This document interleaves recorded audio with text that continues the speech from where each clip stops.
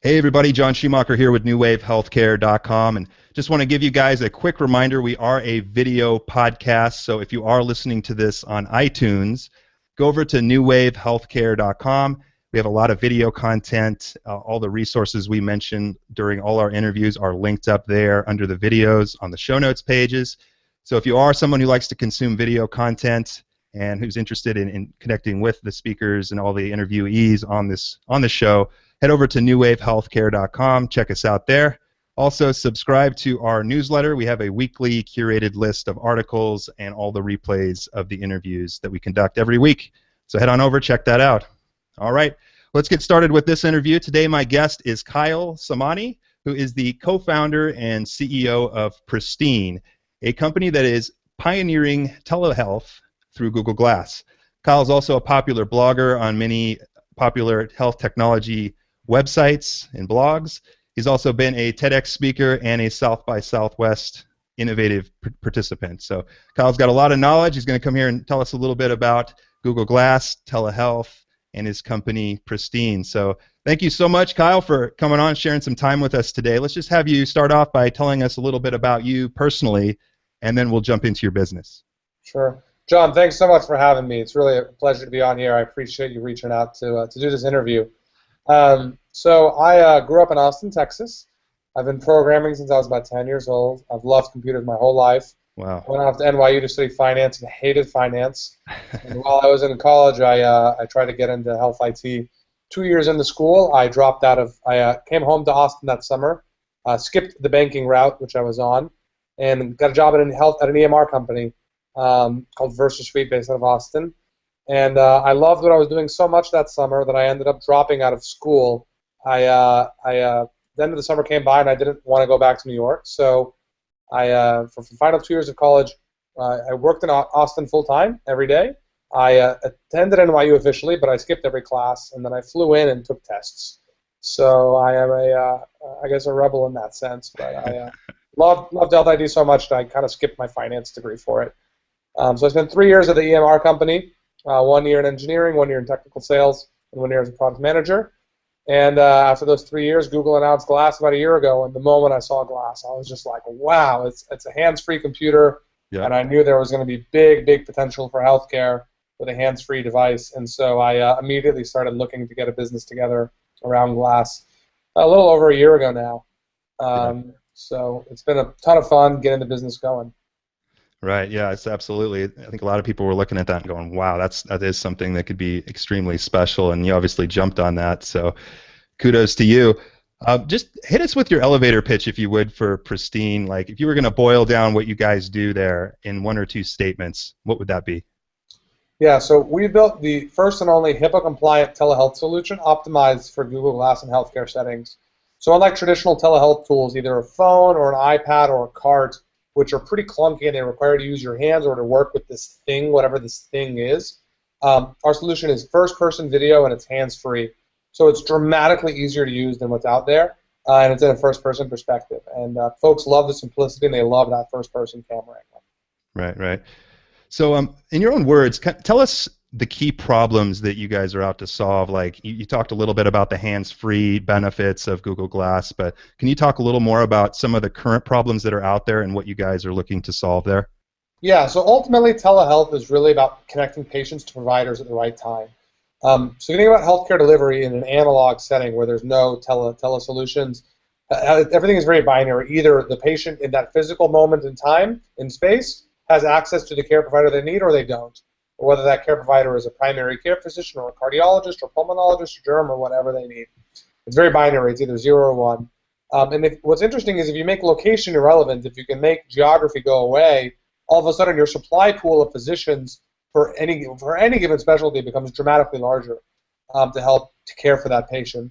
So ultimately telehealth is about breaking down, making geography irrelevant so that your supply and demand can come into balance so that patients can get the care they need wherever and whenever they are. And that's really the problem we're solving. And we're using Glass in a really compelling way to do it in places where it's being done today, do it much better and more effectively, and to open up doors where it was never practical before. Right.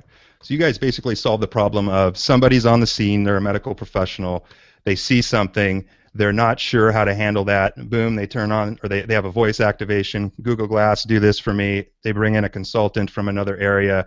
That person sees the situation and assists with them immediately. Is that a fair assessment of the problem you're solving? That's exactly how it works. Okay, perfect. And you guys have a couple products. You said I think Eyesight was one, and Checklist, if I'm correct there. Can you talk a little bit about the problems that those two specifically address, and tell us a little bit about them? Yeah, so Eyesight's the video app, the consult Right. app that we just discussed. That's just the name for it. And Checklist is our other application. So if you back up about a year ago when we were starting the business, I was leading design and development of an EMR at the time, so I was really familiar with healthcare workflows and a lot of the EMR challenges. And so when I looked at Glass, I started asking myself, what are the most compelling things to do with Glass? And we didn't want to pick something that was going to be stuck for one discipline that could only be used in one way. We wanted to build something that would have really broad implications across the healthcare continuum.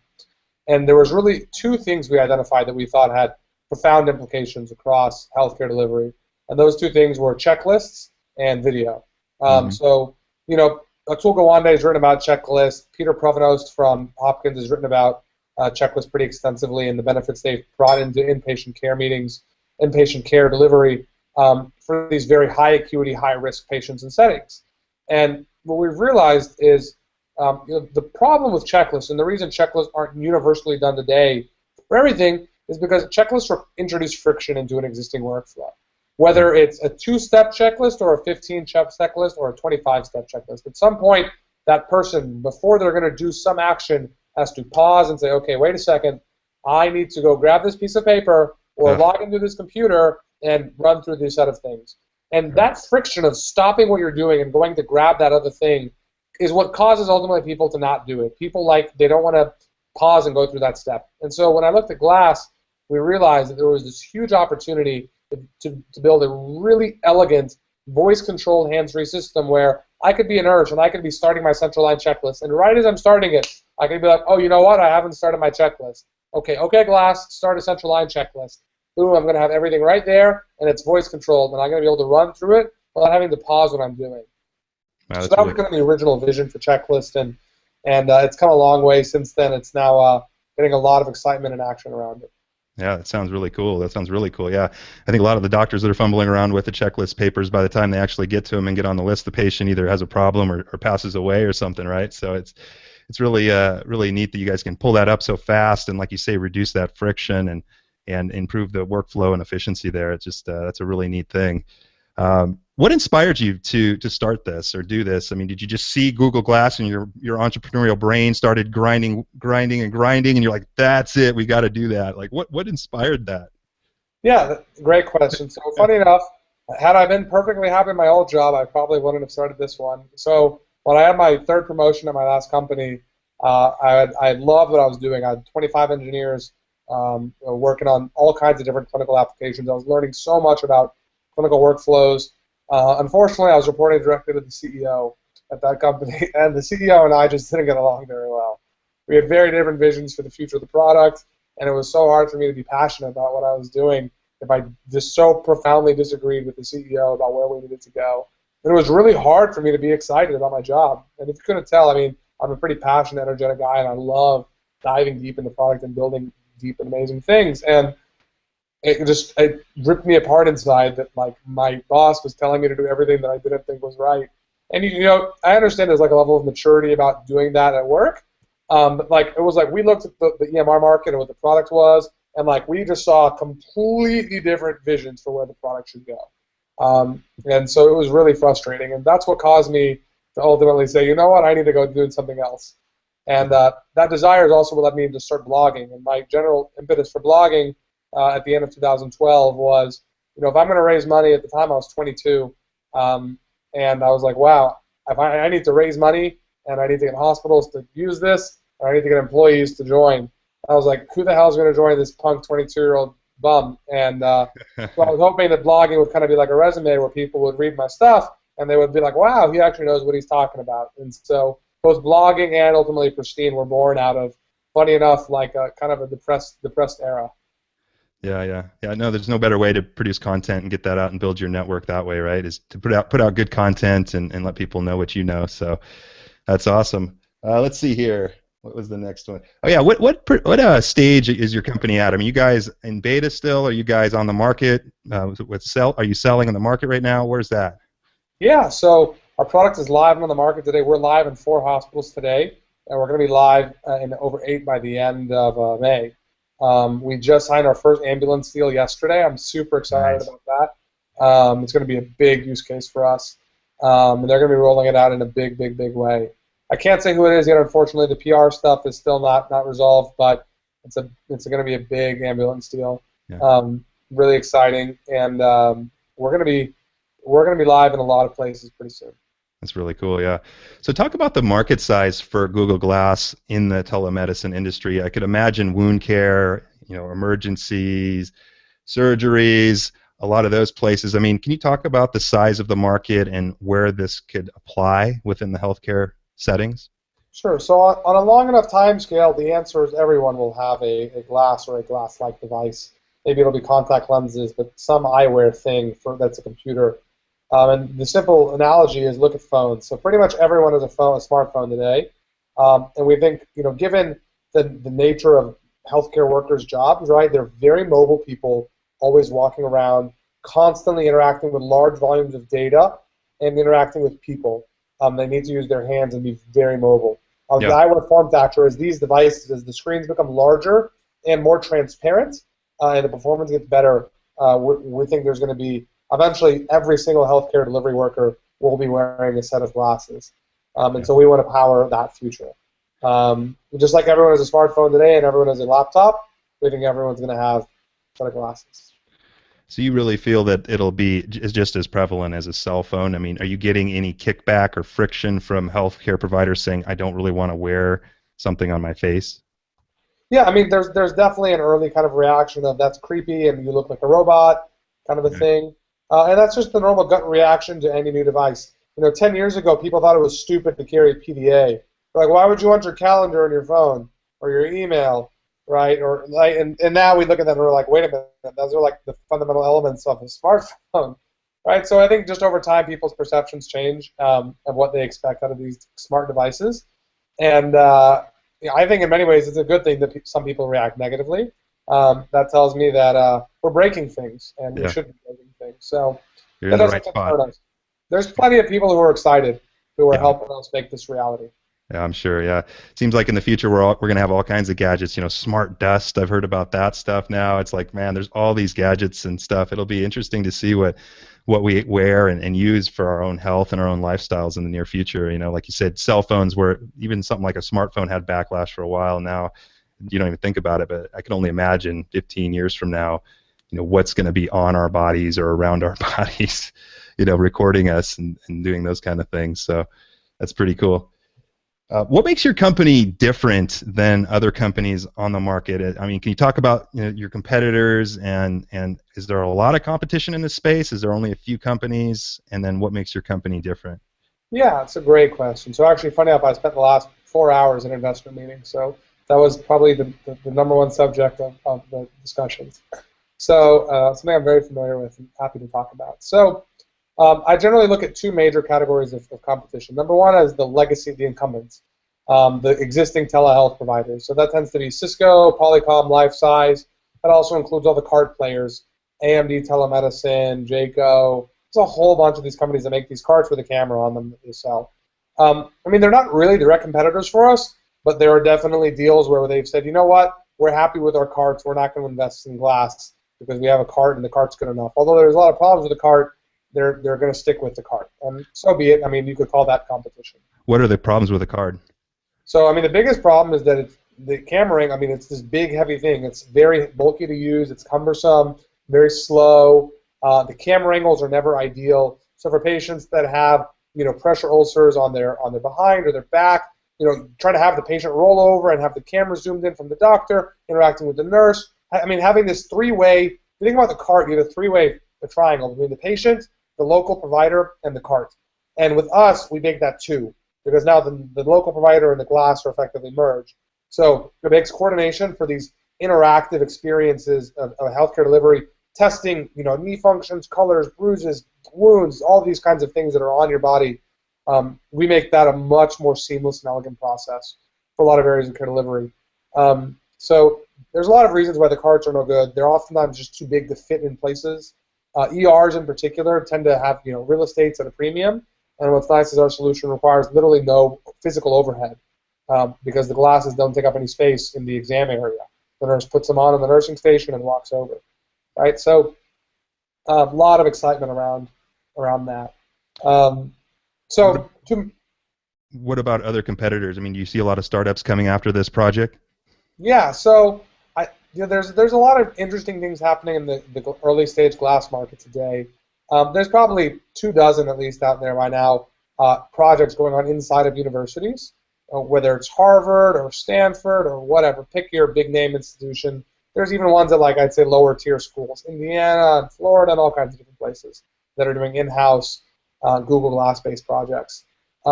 We're pretty sure that none of them are at the level of scale when we're operating, because quite frankly, you need a whole team of people that live and breathe this all day.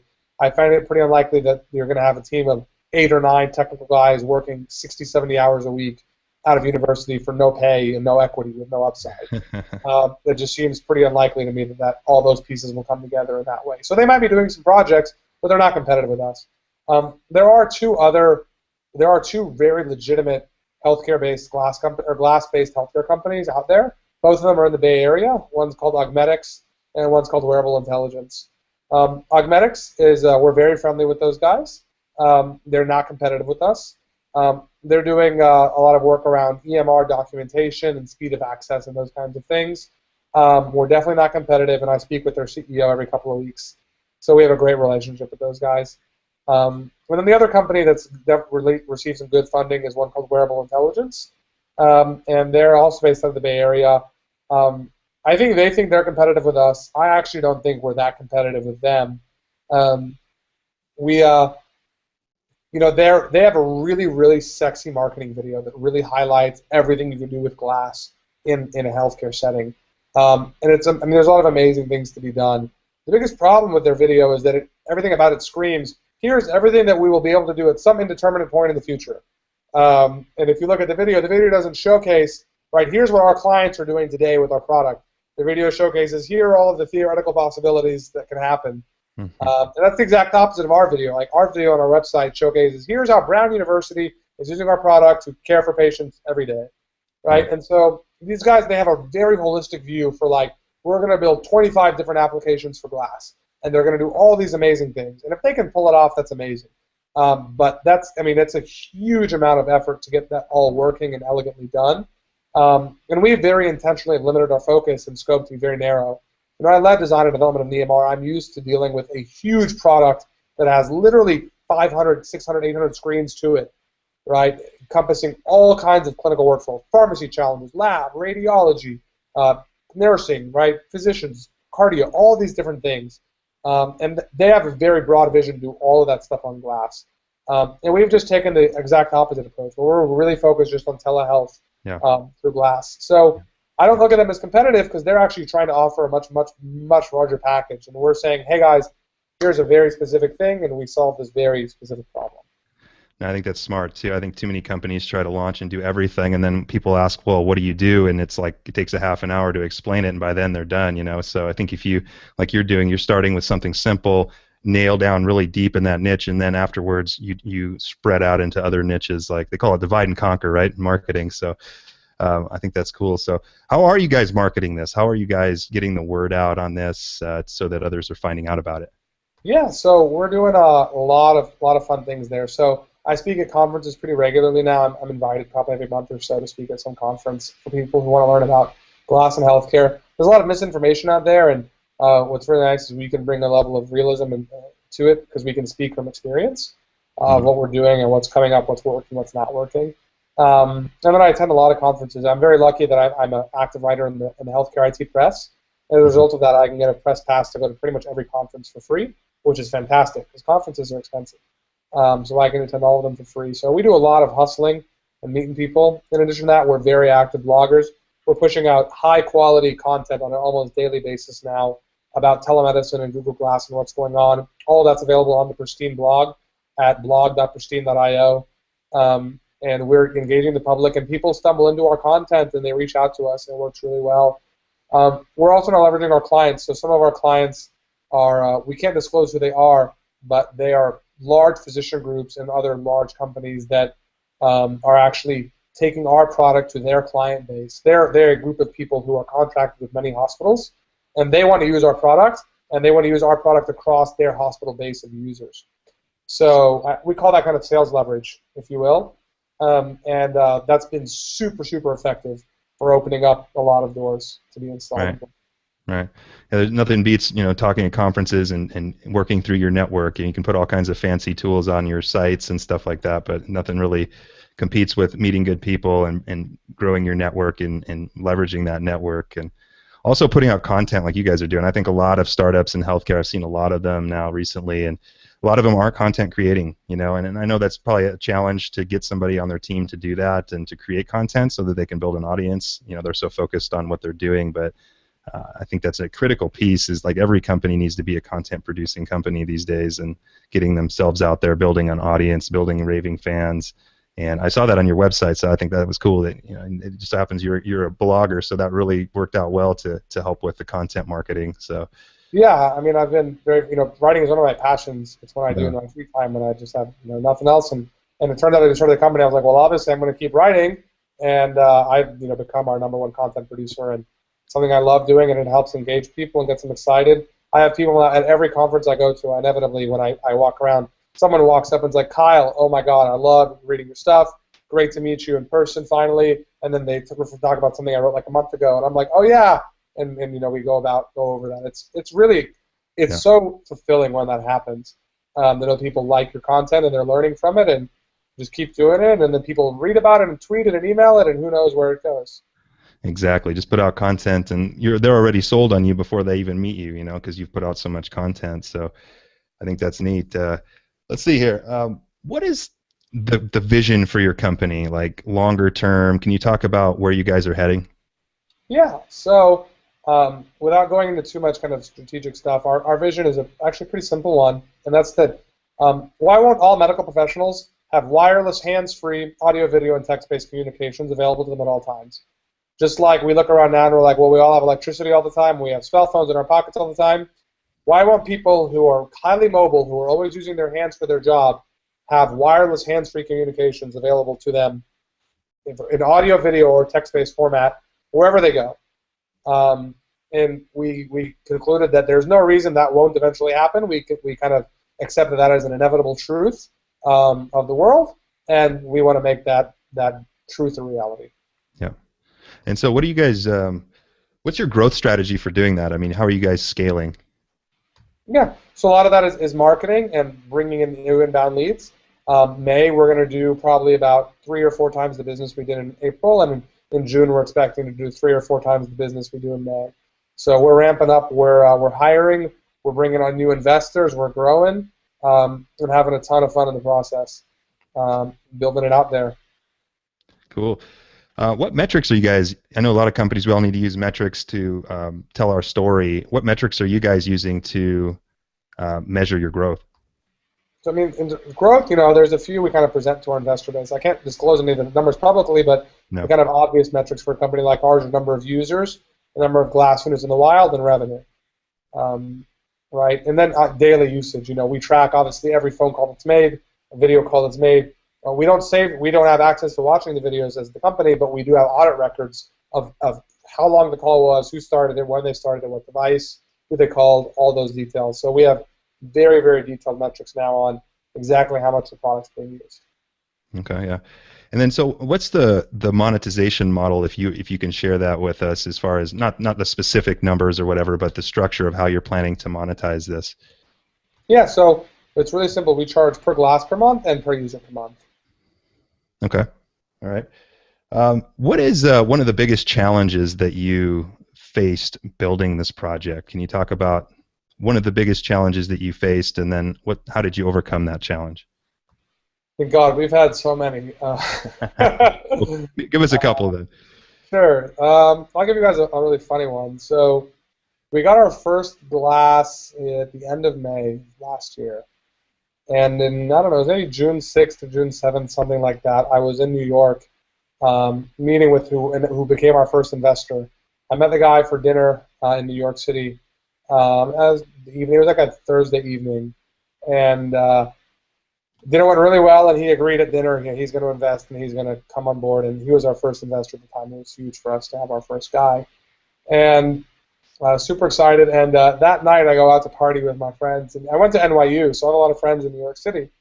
So I was out partying with all my friends that night. I got really drunk, and I lost my Google Glass, my only Google Glass. Oh, no. And I woke up the next morning with the worst hangover I had in years. And I couldn't think, couldn't see, and my head was miserable, my stomach was miserable, and I couldn't find my glass. And this guy just committed to give us $100,000. And I was just like sick to my stomach. I was like, what am I going to do? My life is falling apart. And we ended up getting a new glass within a week. But, oh, my God, that was one of the most stressful weeks of my life. That was just terrible. We never actually told the guy that happened. It never ended up impacting the business in a material way. But it is really funny to look back on. So your challenge was self-imposed on that one, huh? Yeah. Just unfortunate luck. And then, see, another really, really big challenge. Gosh, hiring. I never understood how hard it is to hire people. I've read about it in like TechCrunch and everything, but until you start trying to hire people, you don't realize how hard it is. And I've kind of come to this really simplistic conclusion, right? Any good engineer knows they're a good engineer. And in the current environment around startups and software and technology, there's no reason a good engineer isn't employed. All good engineers are employed because there's always people trying to employ good engineers. And so we were really struggling with hiring, and I ended up taking hiring into the most personal, just hands-on way I could. So literally what we did was I'd open up GitHub, and at the time we were looking for like Android developers. And so I set filters to look for people who knew Java in Austin, who know Android, and GitHub returns like 5,000 people or whatever it is. And I literally clicked through each of their profiles individually, and I would read the names of their projects if they've done any good Android work. And if they looked like it was a good project, then I would read a little bit more details, looking at what they really did. And if it looked good, then I would message them, and I'd write every single one of them a personalized message. And I'd say, hey, Bob, I was just reading through, Droidfire or whatever your project was called. Super cool. I'd write some custom comment that was really relevant to their business. Listen, we do this really cool thing for Google Glass around surgery and healthcare, and are you interested in learning more? I'm the CEO. Dude, please call me. Like, I don't even email me. Here's my cell phone. Call me. Like, I want to hire you. You look awesome. And even with that, the response rate was maybe 30%. Wow. And it was exhausting, and doing that to find someone that we could finally hire. So what's a piece of advice you would give someone in that situation? So, I mean, if you have money and you're looking to hire people, make hiring your full-time job until you no longer have money to hire. Like, again, it's exhausting and it's miserable. I clicked probably 4,000 or 5,000 GitHub profiles and LinkedIn profiles doing that. I mean, it is miserably boring and awful. And I would do it like an hour at a time. An hour on, 20 minutes off. An hour on, 20 minutes off. And but it works. It's really effective. Our team kicks ass. I really like our team a lot. Would you recommend doing the hiring yourself as the CEO and not, giving that to somebody else or an assistant to do? I'm sure, right? Yeah, I mean, in any early stage business, especially under 10 employees, absolutely. I think it's a CEO's job.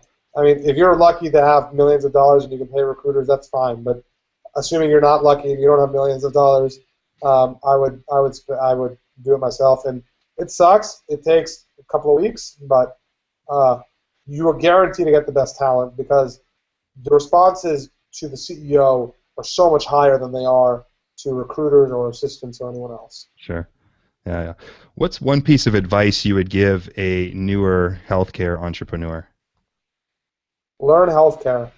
I know probably 50, 60 healthcare entrepreneurs, and of them, I'd say maybe 5 know healthcare, maybe. I make it my business to know everything about healthcare I possibly can, whether it's related to telehealth or Google Glass or not. I follow what's going on in the order set space, and what's going on in the analytics space and what's going on in all these different subsectors of healthcare, understanding all the regulatory challenges that are happening. Right. The reason I do that is because you never know who you're going to. You might meet Nurse Janet at some conference, and the biggest problem on her mind is that analytics thing, because that's what she's dealing with. But if you can talk to Nurse Janet in her language and know what she's actually talking about intelligently, you can hit it off with her. And Nurse Janet might not be relevant to your business at all in helping you get anything done. But if Nurse Janet likes you, she will introduce you to someone who does matter for your business and your organization. Right. And it is so effective to be able to do that. And when you go to investors, like I can genuinely tell most investors, I know more about healthcare than you. And they actually believe me when I can tell them. And that takes years of just rigorously reading through everything. Yeah. I spend probably 30, 45 minutes a day going through enormous. I read now at least 50 to I read at least 60 different healthcare headlines per day, and of those I read whatever I find interesting. And finding good content and going through it is exhausting and it takes time, but it's ultimately worth it. And engage with people and just go and learn. And you never know what you're going to put together and how that'll manifest. Yeah, we all need to set aside time to learn new things. You know, if you're not, get up an hour early and read an hour every morning of a publication in your specialty, in your niche, and that really can make the difference. So what are a couple publications that you're reading that you'd recommend for the audience?